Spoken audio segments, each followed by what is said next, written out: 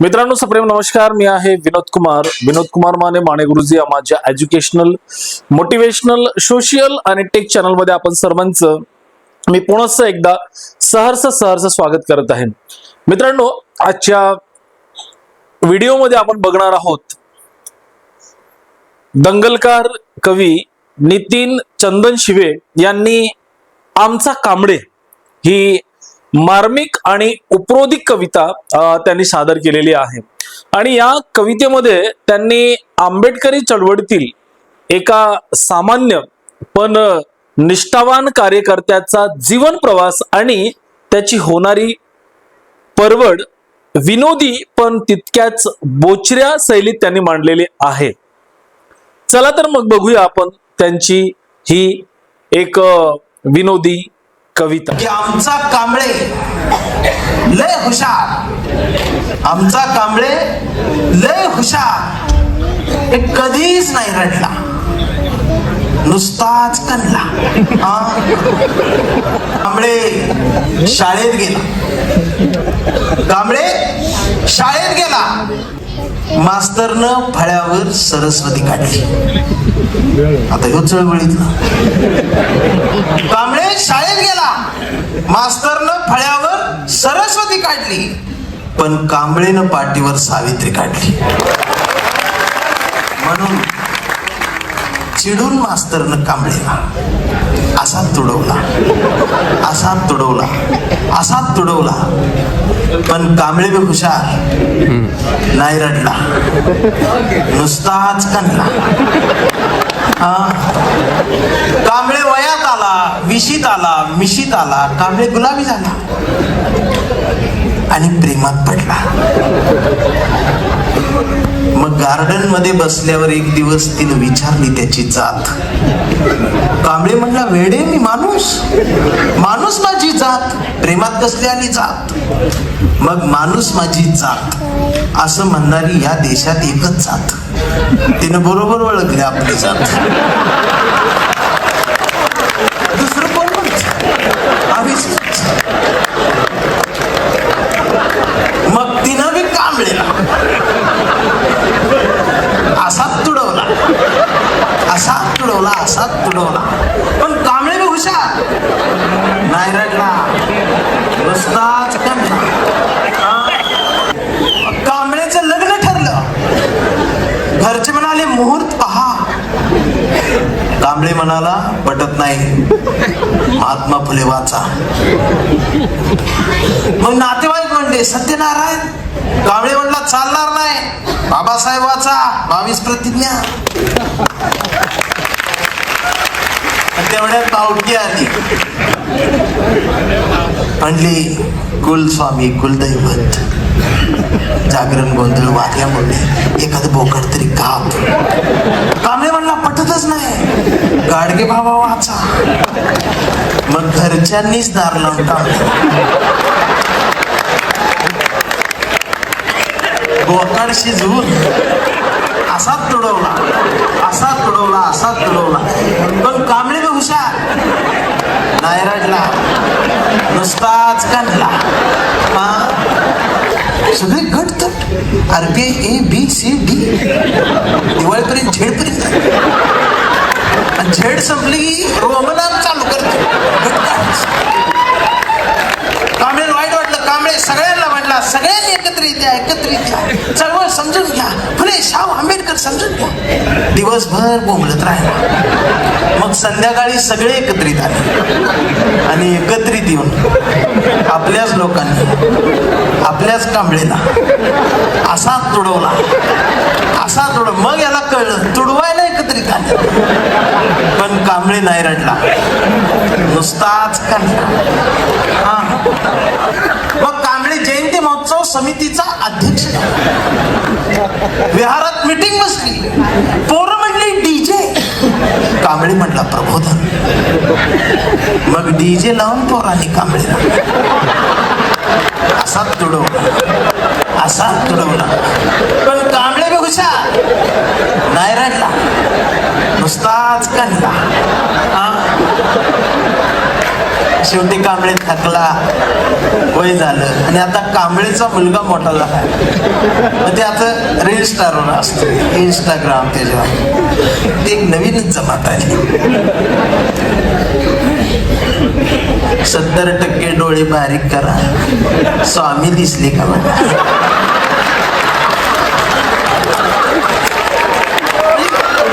शिकले लोक सुद्धा 70% डोळे बारीक करून स्वामी पाहणाऱ्या अवलादींना आंबेडकरांच्या चष्म्यातला भारत समजून घ्यायला 70 पिढ्या जातील.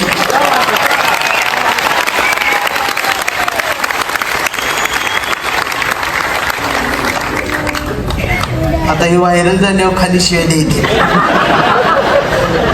ती 70% डोळे बारीक करत असते. आता असं बोलल्यावर कसं शिवाय दे, आता अवघड झाले.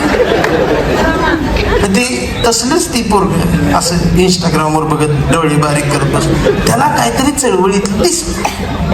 आणि कांबळेच्या मुलानं परवा कांबळेला विचारलं, डॅडा फुले शाहू आंबेडकर कोण डॅडा? हे संविधान काय भानगड डॅडा? आणि शिवाजी महाराज खरंच जन्माला आले होते डॅडा? आता मात्र कांबळे पेटला. आर म्हटला, गावभर पेरलं आणि घरातच नाही उगवलं.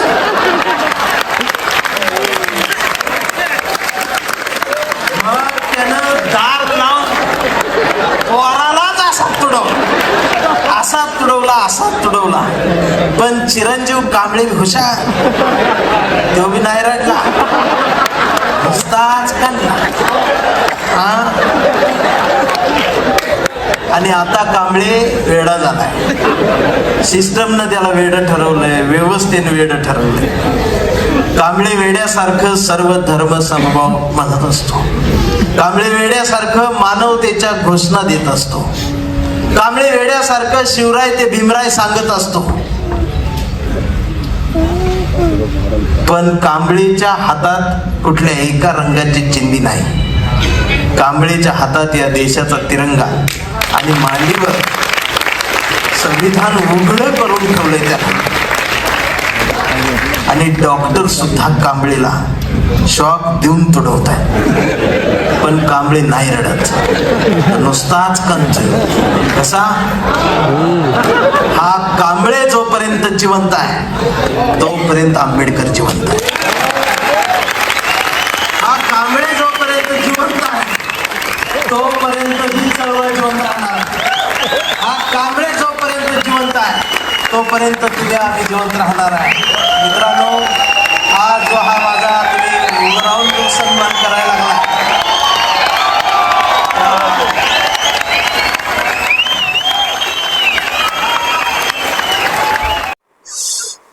मित्रांनो, ही कविता नक्कीच तुम्हाला आवडली असेल. कारण या कवितेमधील कांबळे हे एका निष्ठावान, प्रामाणिक आणि फुले शाहू आंबेडकरी विचारावर चालणाऱ्या कार्यकर्त्याचे प्रतीक आहे. समाजातील अंधश्रद्धा, जातीभेद आणि राजकारण याविरुद्ध उभा राहताना त्याला प्रत्येक टप्प्यावर कसा संघर्ष करावा लागतो आणि समाजाकडून कशी मारहाण केली जाते, कसा तो तुडवला जातो, ते कसं सहन करावं लागतं, हे या कवितेत उपहासात्मक पद्धतीनं या ठिकाणी मांडण्याचा प्रयत्न जो आहे तर तो या ठिकाणी केलेला आहे. शाळेत असताना पारंपरिक चौकटी बाहेर जाऊन सावित्रीबाई फुलेंचं विचार मानल्यामुळे किंवा तारुण्यात माणूस हीच माझी जात अशी भूमिका घेतल्यामुळे प्रस्थापित समाजाने त्याला स्वीकारले नाही व त्याला त्रास दिला. स्वतःच्या लग्नात किंवा घरात कुठलेही कर्मकांड, मुहूर्त किंवा बडी प्रथा न मानता तो गाडगेबाबा व महात्मा फुले यांचा विचार मांडतो. त्यामुळे त्याचे स्वतःचे कुटुंब आणि नातेवाईक त्याच्या विरुद्ध जातात. मित्रांनो, चळवळीतील गडबाजी व तरुणाईचे भटकणे तो आंबेडकरी चळवळीतील गट तट मिळून सर्वांनी एकत्र यावे यासाठी धडपडतो. मात्र लोक एकत्र येऊन त्याच्याच प्रामाणिक प्रयत्नांना हाणून पाडतात.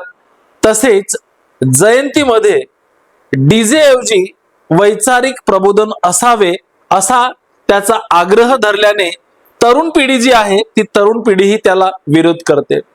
मित्रांनो, ज्या विचारांसाठी तो आयुष्यभर लढला ते विचार स्वतःच्या मुलापर्यंत पोहोचले नाहीत व त्याचाच मुलगा महापुरुषांच्या अस्तित्वावर प्रश्न विचारू लागल्याने गावभर पेरलं पण घरात नाही उगवलं अशी खंत कांबळे व्यक्त करतो आणि तो चिडतो. मित्रांनो, अखेरच्या टप्प्यामध्ये प्रस्थापित व्यवस्थेने त्याला वेडा ठरवले आहे. तरी हा कांबळे कोणत्याही एका धर्माच्या किंवा जातीच्या रंगात न अडकता देशाचा तिरंगा आणि संविधान मांडीवर घेऊन सर्व धर्म समभाव आणि मानवतेचा फुकारा करत राहतो. मित्रांनो, जोपर्यंत हा सर्वसमावेशक संविधानावर प्रेम करणारा आणि तत्वांसाठी प्रामाणिकपणे लढणारा व कन्हवणारा कांबळे समाजामध्ये जिवंत आहे तोपर्यंत देशात मानवता आणि फुले शाहू आंबेडकरी चळवळ जिवंत राहील हा आशावादी संदेश शेवटी दंगलकार कवी नितीन चंदनशिवे यांनी दिलेला आहे. आणि दंगलकार कवी नितीन चंदनशिवे यांच्या कविता ह्या समाजाला नव्या प्रेरणा देणाऱ्या असतात, प्रत्येक व्यक्तीला नवी शिकवण देणारी असतात आणि समाजातील, देशातील, राज्यातील एक वास्तव परिस्थिती मांडण्याचं काम ते आज प्रत्येक जनमानसामध्ये करत आहेत. खरंच नितीन दादा, तुमच्या कार्याला माझे लाख लाख सलाम. जय महाराष्ट्र.